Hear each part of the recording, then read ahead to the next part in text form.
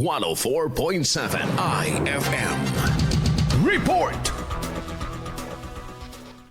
Patuloy pang nararanasan ang pagbaba ng presyo ng itlog sa lungsod ng Dagupan. Sa katunayan, mas bumaba pa ang presyo nito hanggang sa kasalukuyan ayon sa ilang mga tindera ng itlog.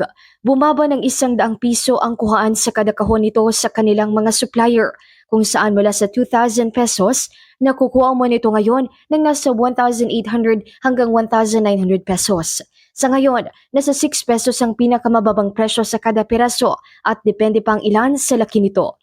Nananatiling matatag ang supply ng produkto hanggang ngayon at hindi pa nakikitaan ang kakulangan nito sa mga susunod na buwan ayon sa ilang tindera ng itlog.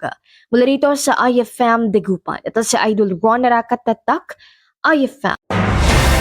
IFM News. IFM News. IFM News.